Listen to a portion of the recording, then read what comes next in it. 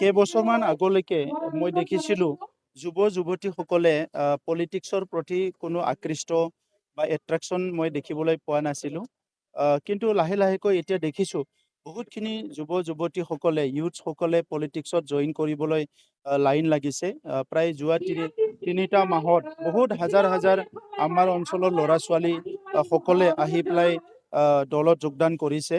আৰু মই তেখেতসকলৰ লগত ইণ্টাৰেকশ্যন কৰিছোঁ যে তোমালোকে কি কৰিব পাৰ্টিত আহিছা বা কি কৰিব বিচাৰিছা। তেখেতসকলে কৈছে যে আমিও ভাল কাম কৰিব বিচাৰোঁ।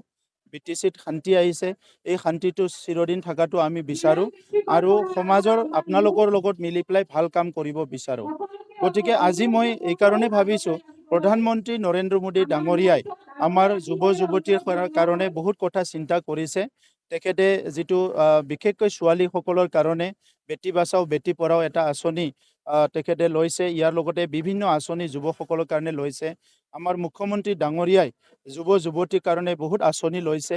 আৰু BTRত আমিও সুপাৰ 50 কৰিছোঁ। যিসকলে পঢ়ি আছে তেখেতসকলক যাতে চিভিল ছাৰ্ভেণ্ট হ'ব পাৰে, ডক্টৰ ইঞ্জিনিয়াৰ হ'ব পাৰে। আমি এইসকলক স্পৰ্টছৰ ক্ষেত্ৰত বহুতখিনি এনকাৰেজ কৰি আছোঁ, কালচাৰত এনকাৰেজ কৰি আছোঁ আৰু পঢ়া পাতি বিভিন্ন দিশত বহুত আমি হেল্প কৰি আছোঁ।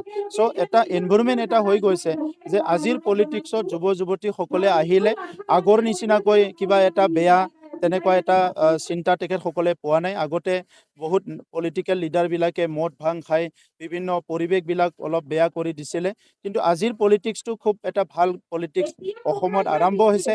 আমাৰ মুখ্যমন্ত্ৰী ডাঙৰীয়াই নতুন যিটো পলিটিকেল কালচাৰ আনিছে, কাম কৰাৰ কালচাৰ, উন্নয়নৰ কালচাৰ, সমাজ সংস্কাৰৰ কালচাৰ, সমাজত এটা সুস্থিৰতা অনাৰ কালচাৰ, ইয়াত সকলো এট্ৰাক্ট হৈছে। কাৰণ সকলো বিচাৰে নিজৰ ঘৰখন নিজৰ গাঁওখন ভাল হ'ব লাগে, এইটো চবেই বিচাৰে। তো সেইকাৰণে আজি BTR অঞ্চলতো চবেই বিচাৰিছে যে আগৰ যিটো বেয়া দিনবিলাক যিহেতু গুচি গ'ল, অনাগত দিনটো আমি সকলো মিলি পেলাই ভাল কৰিব লাগে। এইকাৰণে হ'ব পাৰে যুৱ যুৱতীসকল আহিছে। মই অহাটো ভাল পাইছোঁ। অনাগত দিনত আমি সেই যুৱ যুৱতীসকলক লৈ পেলাই আমাৰ অঞ্চলত ৰাজনীতি মানে সমাজখন আগুৱাই লৈ যাব লাগিব।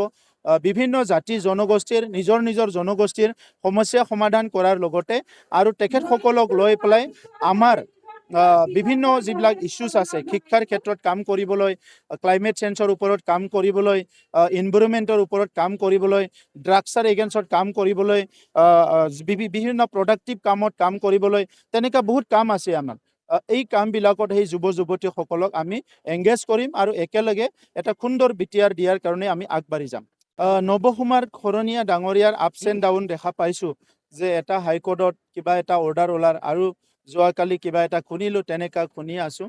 গতিকে এই গোটেই মেটাৰটো হাইকোৰ্টৰ ওপৰত আমি ক'ব পৰা একো নাই। তেখেতৰ ওপৰত তেখেতক ব্যক্তিগতভাৱে মই ভাল পাওঁ, তেখেতক মই এটা ৰেচপেক্ট কৰোঁ। 2 টাইমছ আমাৰ অঞ্চলৰ পৰা তেখেতে ভাৰতৰ সাংসদত তেখেতে সাংসদ হৈ গ'ল।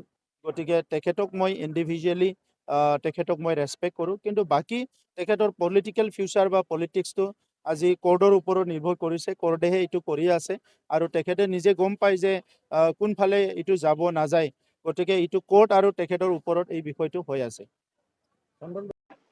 ইভেন ময়ো ৰাজনীতিত নাহো বুলি চিন্তা কৰিছিলোঁ যেতিয়া ছাত্ৰ সংগঠনত আছিলোঁ। আনবোৰ যিবিলাক ফৰাইছা আছে, ইয়াৰ বহুত কাৰণ আছে। কাৰণবিলাক হৈছে কি, যেতিয়া আমি ষ্টুডেণ্ট আছিলোঁ, কলেজত পঢ়ি আছিলোঁ, সেই সময়ত ৰাজনৈতিক নেতাবিলাক আমি বিচৰা কামবিলাক কৰা নাছিলে আৰু আমাৰ লাভ হোৱা, যুৱকসকলৰ লাভ হোৱা একো কাম কৰা নাছিলে। আমাৰ ভৱিষ্যতটোক লৈ পেলাই তেখেতসকলে কোনো চিন্তা কৰা নাছিলে আৰু সেইকাৰণে আমি ভাবিছিলোঁ যে ৰাজনীতিটো ভাল বস্তু নহয়, ৰাজনীতি কৰি লাভ নাই। কিন্তু আজি লাহে লাহেকে দেখিলোঁ আমাৰ ইয়াতে BTRতে এই 3-4 মাহত আমি বহুতখিনি যুৱ যুৱতীসকলে আহি আমাৰ দলত যোগদান কৰিছে। বহুত ইউথ আমি যে সকলে দলত যোগদান কৰিব নালাগে, যাই পৰা পৰাই তেনেকুৱা মই চেষ্টা কৰি আছো। কিন্তু আমাৰ তাত বহুত ইউথ বিলাকে স্কুল এৰিলে, কলেজ এৰিলে, বহুত ইউথ বিলাকে আহি যোগদান কৰিছে। মই যোৱাকালিও বহুত যোগদান কৰি আহিছো, যোৱা পৰহিও কৰিছো। আৰু ছাৰক নিজৰ চিনাকিটো দিবলৈ মই অনুৰোধ কৰিছোঁ। কোকৰাঝাৰ ডিষ্ট্ৰিক্ট কমিটিৰ ইউথ উইং আমাৰ নেক্সট এজেণ্ডা হিচাপে আছে ৱেলকাম স্পীচ দিবলৈ অনুৰোধ কৰিছোঁ।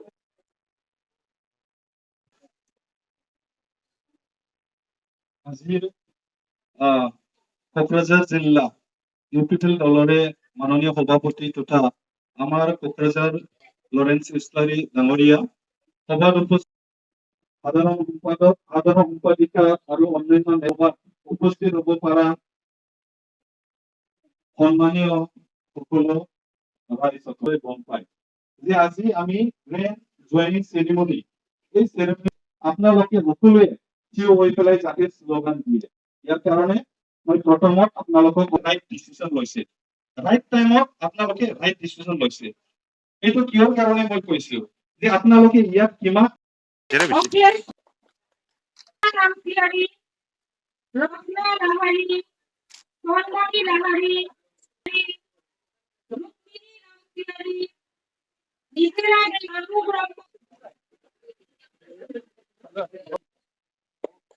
এতিয়া মই ডিষ্ট্ৰিক্টৰ নাম